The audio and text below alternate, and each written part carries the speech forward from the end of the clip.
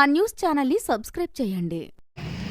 మన పెందుర్తి నియోజకవర్గం ఆశాకిరణం అభివృద్ధి ప్రదాత శ్రీ గౌరవనీయులు పంచికల్ రమేష్ బాబు గారిని ఈ సమావేశాన్ని ఉద్దేశించి మాట్లాడాల్సిందిగా కోరుతున్నాను.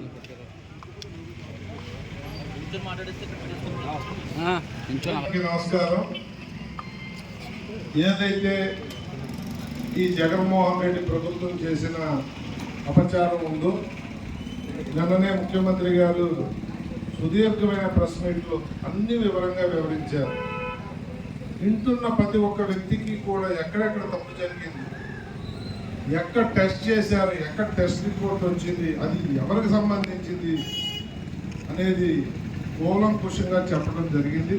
అయినప్పటికీ బుకాయిస్తున్న ఈ జగన్మోహన్ రెడ్డి అనుకోకి ఆ తిరుపతి వెంకన్న స్వామి కళ్ళు తెరిపించాలని మరొకసారి కోరుకుంటూ, ఏదైతే 11 రోజులు పాయచిత్త దీక్ష చేస్తా ఉన్నారో పవన్ కళ్యాణ్ గారు, మరొకసారి ఆయన మనస్ఫూర్తిగా అభినందిస్తా ఉన్నాం. ఎందుకంటే తప్పు చేసిన వాళ్ళకన్నా తప్పు చూసిన వాళ్ళు కూడా దాని మీద స్పందించటం, ప్రజల్ని మేల్కొల్పటం, మళ్ళీ అలాంటి తప్పు చేసిన వాళ్ళు భవిష్యత్తులో తప్పు చేయకుండా చేయటం జరిపించాలి. ఎందుకంటే గతంలో ఊరుకోబట్టే ఈయన అధికారంలోకి జగన్మోహన్ రెడ్డి వచ్చిన కొత్తలో దేవాలయాలు ధ్వంసం కానీ, రాముడి విగ్రహ తలలు తీసేయడం కానీ, రథాలు తగలబెట్టడం కానీ, ఇలాంటి అపచారాలు ఎన్నో జరిగినా ప్రభుత్వం వాళ్ళదే ఉండటం వల్ల మనందరం కూడా బాధపడటం తప్ప ఏమీ చేయలేకపోయాం. దాన్ని కూడా సమర్థించుకుంది. అంటే ఒక ప్రభుత్వం ఇలాంటి తప్పు జరిగినప్పుడు ప్రభుత్వానికి చాలా చిన్న విషయం ఎంక్వైరీ చేసి దోషుల్ని శిక్షించడం అనేది. కానీ హిందూ దేవాలయాల పట్ల కానీ, హిందూ మతం పట్ల కానీ ఆయనకు నమ్మకం లేదు, అభిమానం లేదు, ప్రేమ లేదు.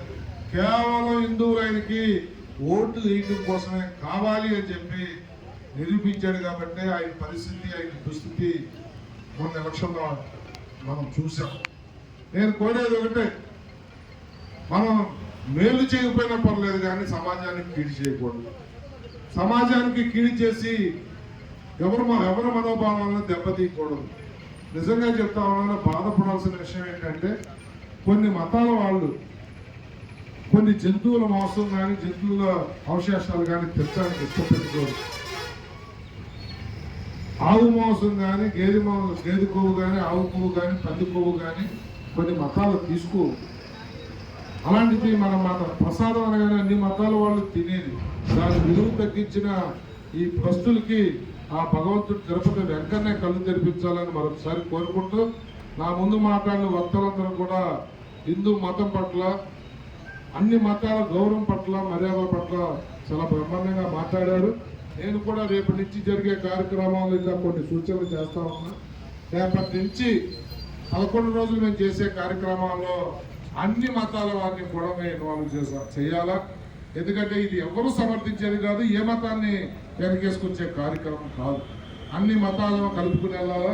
దాంతోపాటు గత 5 సంవత్సరాల్లో తగలబెట్టిన రథం కానీ, హిందూ దేవాలయాల ధ్వంసం కానీ, రాముడు తల నరికిన విషయాల మీద కానీ ఈ ప్రభుత్వం, మన ప్రభుత్వం చంద్రబాబు నాయుడు గారి నాయకత్వంలో ఉన్న ఈ ఎన్డీఏ ప్రభుత్వం ఎంక్వైరీ చేయాలని చెప్పి నేను డిమాండ్ చేస్తాను. ఎందుకంటే నిజాలను నిగ్గు తెలియాలా. భవిష్యత్తులో ఇలాంటి తప్పులు ఎవరు చేయకుండా దీని మీద కూడా ఎంక్వైరీ చేయాలా.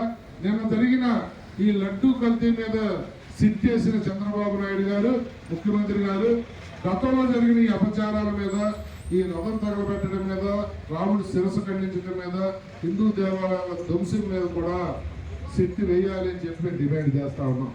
మరి దాంతోపాటు రేపు వచ్చేప్పుడు పెద్ద ఎత్తున రేపు జరిగే మీటింగుల నుంచి మహిళల్ని, సంఘ సంస్కర్తల్ని, మేధావుల్ని, అన్ని పార్టీల వాళ్ళని ఇన్వాల్వ్ చేయడంతో పాటు అందరూ కూడా వివిధ పార్టీల వాళ్ళు పాల్గొన్నప్పుడు వారు తప్పనిసరిగా వారి కండువాలు కూడా వేసుకుని రావాలి అని చెప్పి నేను కోరుతా ఉన్నాను.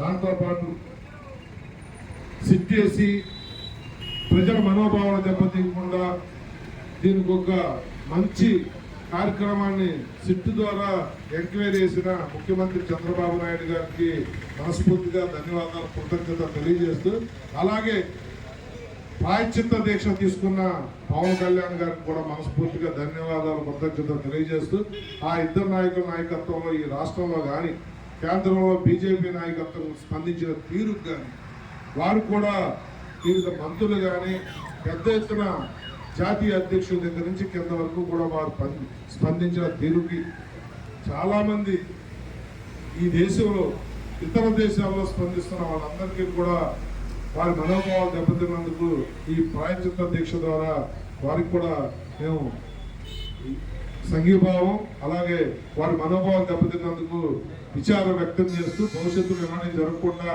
ఈ 11 రోజులు ప్రజలు మేలుకొల్పుతామని చెప్పి మాటిస్తూ మరొకసారి ముఖ్యమంత్రి చంద్రబాబు నాయుడు గారికి, పవన్ కళ్యాణ్ గారికి ధన్యవాదాలు, కృతజ్ఞతలు తెలియజేస్తా ఉన్నాం. ధన్యవాదాలు.